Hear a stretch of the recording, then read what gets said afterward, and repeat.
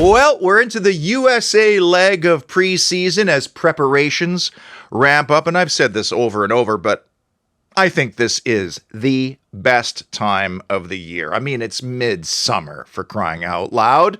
Yeah, there are games sometimes on foreign soil, but we're not losing sleep over results, are we? And then, of course, there's the new faces we're seeing and the new faces we might be seeing, because this is the heart of transfer rumor season. Plus, there's new kit and other commercial things. So much going on. It just builds the anticipation, like the regular season foreplay, if you will. So let's get into all of it, including Columbus Crew 4, Aston Villa 1.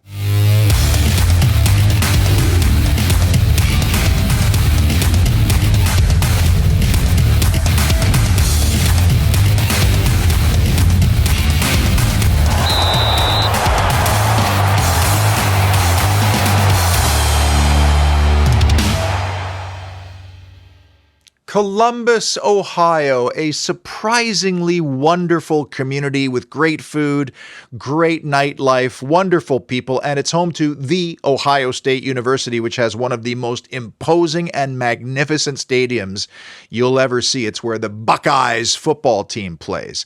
The local Lions Club rep is Connor McBride, who was kind enough to send us some pictures and video. And I had a Holy Trinity Show correspondent there in the form of John Torok.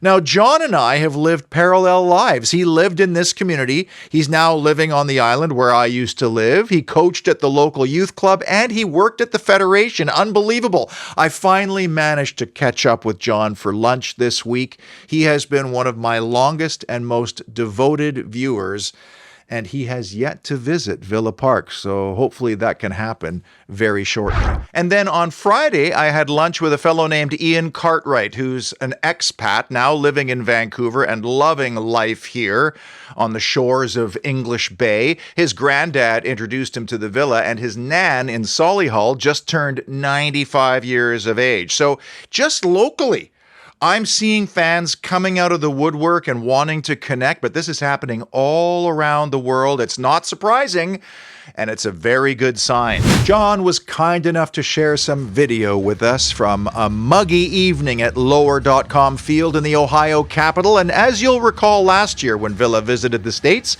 we were playing other Premier League teams who were at the same stage of their preseason as us, so the games were competitive and close. This year we decided we wanted to play teams that were already in their mid-season, and in the Columbus Crew, we were also playing the defending MLS Cup champions. And the jump in standard was immediately obvious because the hosts were relentless and showed no mercy. I mean, they were pressing high, hard, and all over the park against a team whose bodies were telling them it's 1 o'clock in the morning in Birmingham. So this was a shock to the system. And this is also where we see Josh Feeney's youth and inexperience a little bit. The first one, he couldn't deal with the square ball from Christian Ramirez. He was done over the top for pace, although Pau Torres gave a sloppy ball away for that goal. And I have to say that Joe Gauchi will probably be very unhappy with all three of the goals that he allowed in that first half and would have wondered, could I have done better? But this is preseason,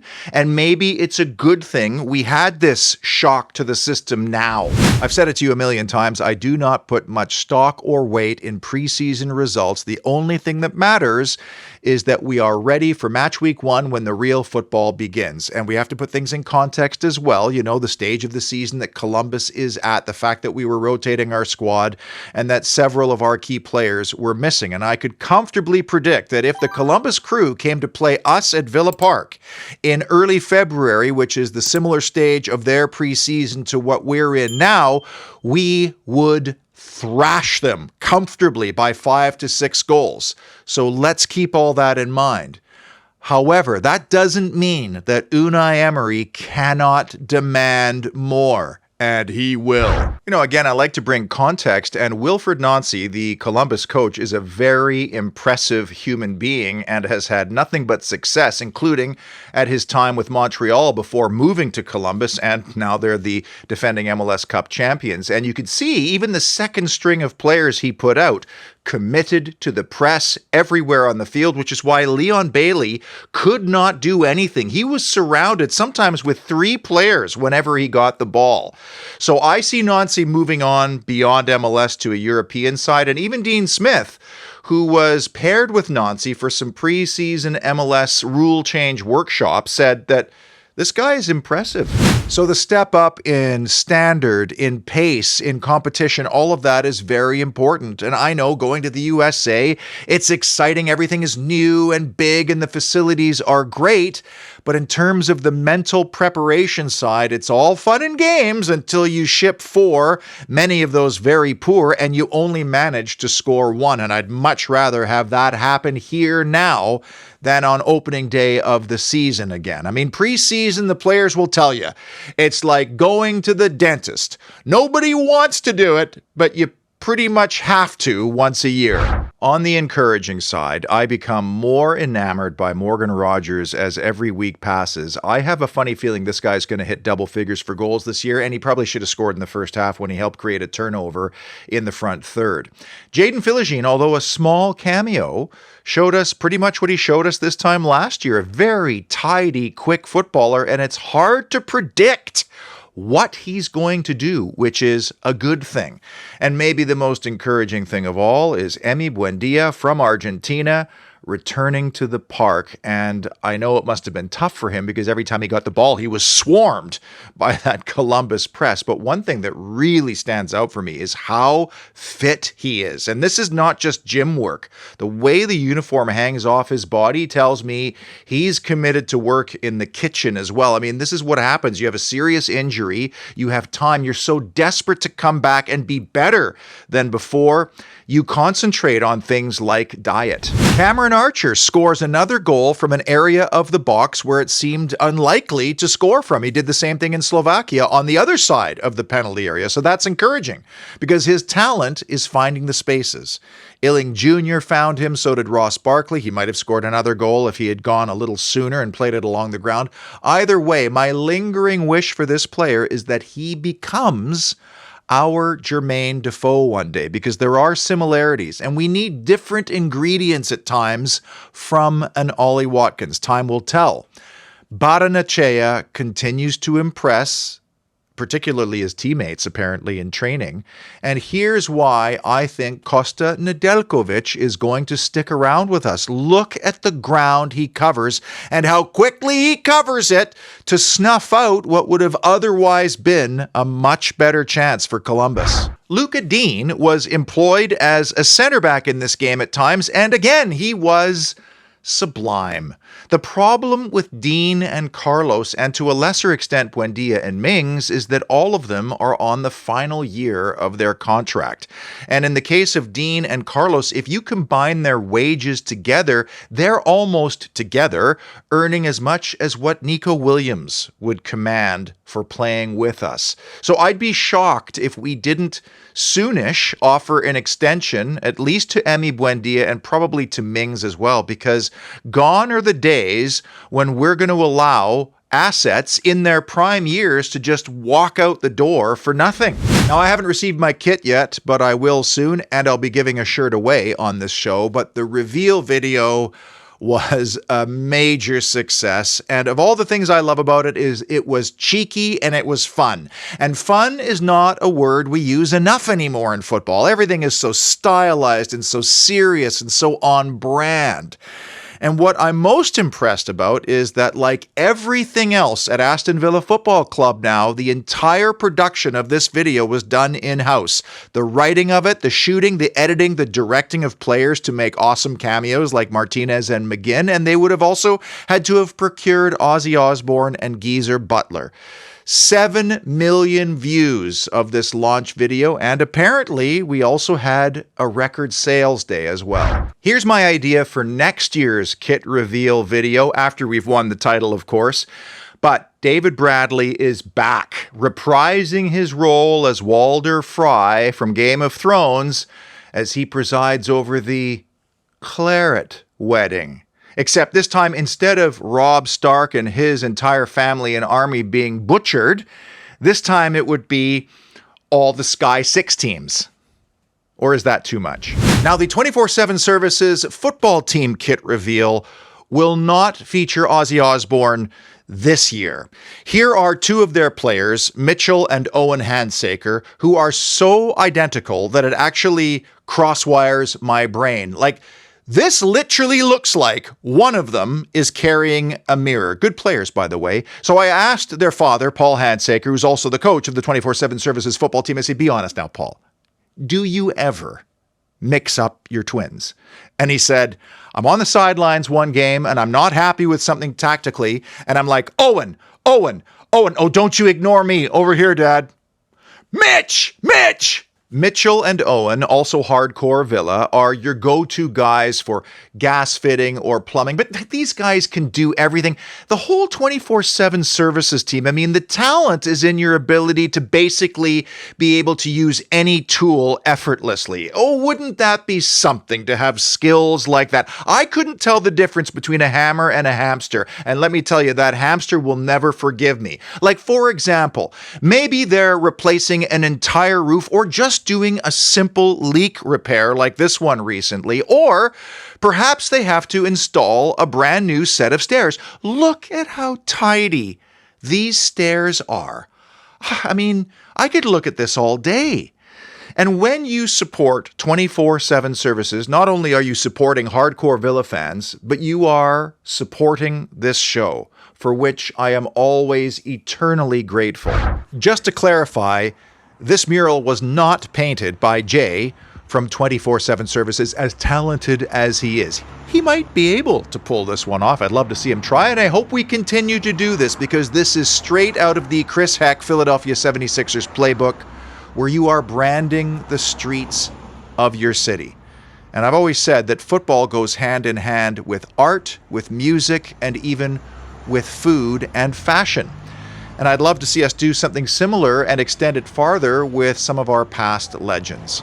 I have a major soft spot for Boca Juniors in Buenos Aires, and right around their iconic stadium, La Bombonera, everything, and I mean everything in those streets, including some of the trees, are painted blue and yellow. This gives me some similar vibes to that, and I love it. On to some transfer rumors now, and the Joao Felix speculation train, at least as of today, has apparently not stopped at any station just yet. We even had a picture floating around that was rumored to be Felix at the Birmingham airport. Oh, I hope he didn't have to line up in any queues. That could be a doppelganger. I don't know. Now, my only two reservations about this player is the financial outlay and then the cultural climate one. Now, if you believe what you read, it doesn't sound as though the transfer fee could be as breathtaking as it might have been earlier in his career. In fact, if we get this done, we may be shocked by how far Atletico Madrid was willing to go to just move on, because that's what they want to do right now. And you know what? They have, to use a fishing reference, Villa on the line. I realize Spain and Portugal are special places. I've never known anyone to come back from either and say, well, that sucked.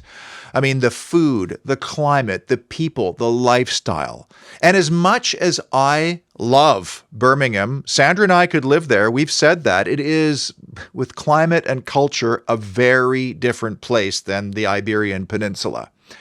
So there is that adjustment, and that is an issue for certain players. But Joao Felix is now at a stage where he has to prove in his career that he's able to commit and make a meaningful contribution to a club for an extended period. And I realize it's not his fault that he accepted an eye-watering deal in his early years for Atletico Madrid. But we all need to move past that now and support this fresh start, because he turns 25 on November 10th. If his next club fails, there's no other way to look at his career other than tainted. If this Felix thing happens, it will be because of the charm offensive by Unai Emery and Monchi. And I don't know if you've ever been headhunted either in work or if you played even a reasonable level of amateur football and you had a coach coming after you. When someone specifically targets you as being the perfect person for a role, that's extremely flattering. Not to mention that if you accept that role, oftentimes you really feel this obligation to make that person who believed in you look really good. And, you take a new role, often there's this feeling of probation or being on trial. Well, that wouldn't be the case here because Unai Emery has clearly laid out for the player exactly how his skills would help our team.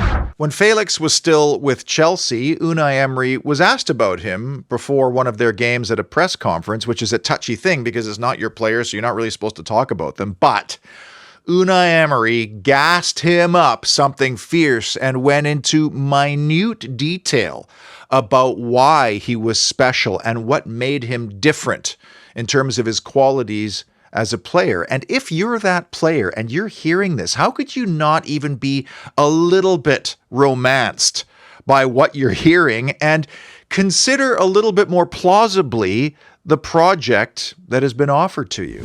The way Emery explained it was that Joao Felix is devastating in transition by making the right pass in that push, but also he is the key to unlocking low blocks. And because we already have Morgan Rogers and Emi Buendia, it would be really hard for teams to come to Villa Park and set up shop in their own defensive third and park the bus. I've always enjoyed watching Felix because his talent is picking up spaces that are annoying for the other teams to defend, which actually pulls players apart. But also then he's extremely urgent with both feet in both passing and shooting. And he also is very comfortable playing as a number 9 and often drifts into that position. So he would be a logical alternative to Watkins at times. The only potential thing that might be lacking a little bit with Felix is maybe that edge or bite, because you need it in the Premier League. And Alex Baena, who we've also been linked with for a long time, is actually a little bit of a... And that surprised me. Like, his disciplinary record, he has a very short fuse, and I don't mind that. And the Felix types in this league tend to often come with a giant bullseye on their back. So either if he comes, he needs to buckle up and prepare for that, or he needs to become very good friends with Amadou Onana. Now, I just want to make this clear again. I'm not saying this is going to happen, but every day that goes by without us hearing about Nico Williams signing for, or at least being close to signing for Barcelona, does give me a little bit of hope, because we've launched the same charm offensive on Williams as we have for Joao Felix. And Unai Emery, being a Basque guy like Williams, that matters, laid out for him the plan and the project here. And if you're Williams, imagine we do go and sign Joao Felix. Williams is now thinking that guy is going to set me up for goals an awful lot this season. Financially, I see the Diaby deal enabling us to go after Nico Williams. Yes, we'd have to clear out some salary, clearly, while I think the John Duran deal might be funding the majority of a Joao Felix deal. Whew. What a window that would be if it happened. The prolonged John Duran exit has turned into yet another saga involving this young man. He simply does not know how to do boring. He did this live Instagram thing where he made this signal, which is clearly the Irons West Ham United signal.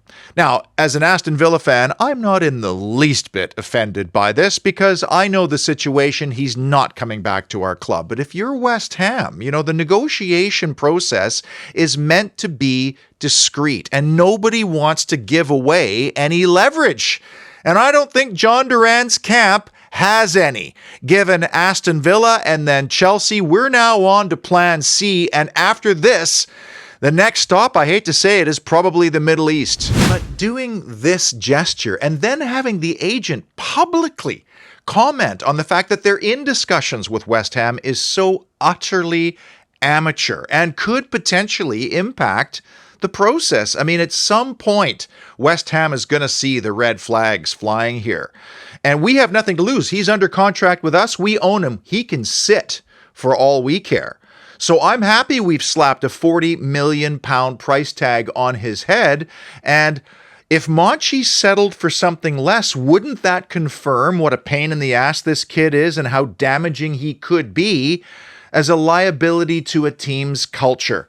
You know, that's the difference with how we're operating now. Johan Lange would have himself at 20 million and probably would have accepted that straight away. I don't know if this is some kind of clickbaity thing that's been driven around social by people who are bored during preseason, but there has been some speculation or questions as to whether or not we should invite corporate naming rights to our beloved home of Villa Park. And if I did my research correctly and looked at some comparables that were appropriate, then a club like Aston Villa should easily be able to command about 20 to 25 million pounds for a minimum of 10 seasons. And I have the perfect solution. It occurred to me that in our corporate sponsors portfolio, we don't yet have a major investment brokerage in that suite of sponsors. Barclays takes care of the banking side as a league sponsor, but we have room with an investment brokerage over here. And there just so happens to be a very large investment brokerage located in New York City that might want to globalize, and its founder is our Wes Edens. Now, you need to be careful in this regard, as we found out with Nassif Sawiris and his involvement in Adidas. There had to be more due diligence and more paperwork, and it extended the process longer, but it proves that it can be done if it's done correctly. The name of that investment brokerage? Fortress. We already call it Fortress Villa Park. Imagine calling it Fortress Villa Park and earning 20 to 25 million per season. Quick update, in just the time that I've been talking to you on this show, Moussa Diaby has earned $1,000 in Saudi Arabia. You know who I just watched play the local MLS team here in Vancouver? Former Villa Academy graduate Seb Revan, who's now playing with Wrexham. And I got to tell you, if he wasn't the man of the match, he was top three, scored the first goal, probably should have scored a second, but was bombing up the left wing time after time. Great delivery and service in. And I know we are stacked on our left side, and he probably wasn't going to play, but I doubt if we got more than, say, 300 to 350,000 for this player. So I do wonder if Monchi put a big sell-on clause in that contract because he just turned 21 this month, or maybe he put some kind of a bonus in if Wrexham get promoted to the championship. Either way, what an impressive performance from this kid. Well, that's it for this week as we now prepare for RB Leipzig in Harrison, New Jersey on Wednesday. I would expect the people sitting in the stands watching in Columbus will probably start along with some of those that came on late in the Columbus game as we try to ramp up load from 45 to 60 minutes. And the game next weekend in Chicago against Club America, another team sort of in mid-season form, is going to be a real great way to finish this leg of preseason. Until next time, I appreciate your ears and your eyeballs. And as always, up the mighty Villa!